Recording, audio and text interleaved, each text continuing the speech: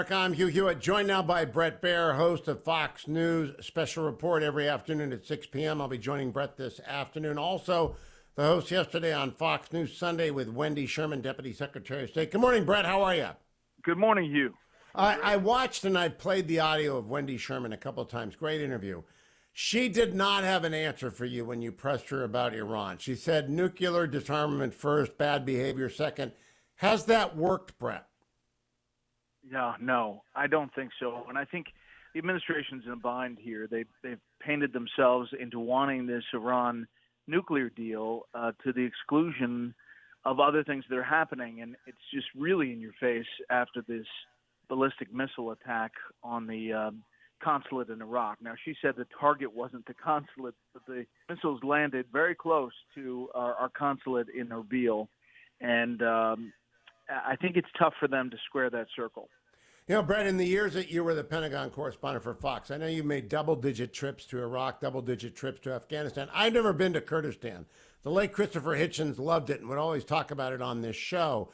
Have you been to Erbil?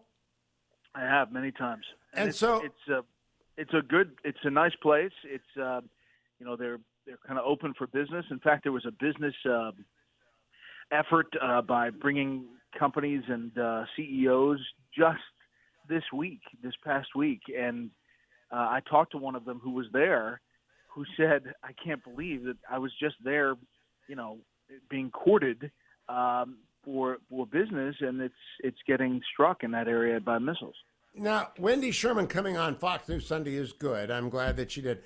But as you pointed out, she did the 94 deal with North Korea. She did the 2015 JCPOA.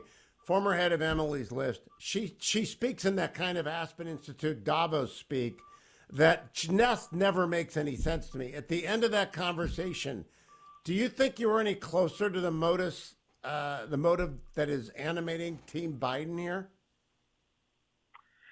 That's a great question, Hugh. I mean, I tried to ask different things different ways so that the audience could see how there's kind of a confliction here. And I think it's clear, but at some point you have to stop asking the question because the answer coming back is roughly the same.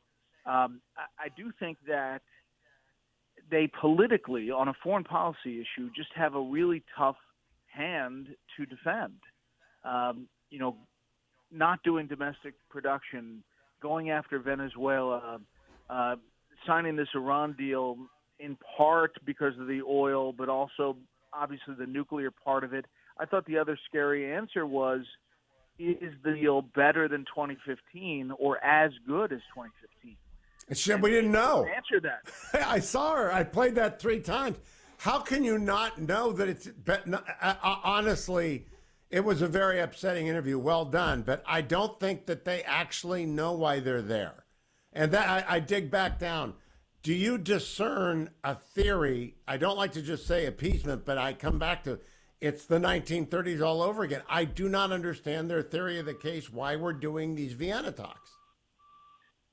I can't get there either, other than they believe that by doing this, it ties the hands of Iran in a nuclear sense. However, if you talk to the Israelis, they have no confidence that does that. In fact, it may speed it up in their minds if you listen to the Israelis talk about it.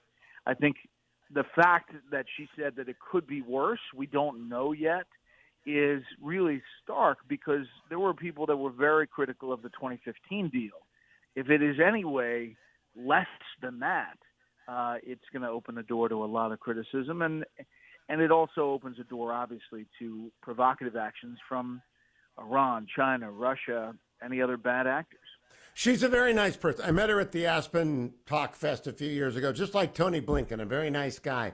But when you get down to the bottom of it, Bret Baier, you covered the Pentagon for 5 years, White House correspondent, been anchoring Special Report for a number of years.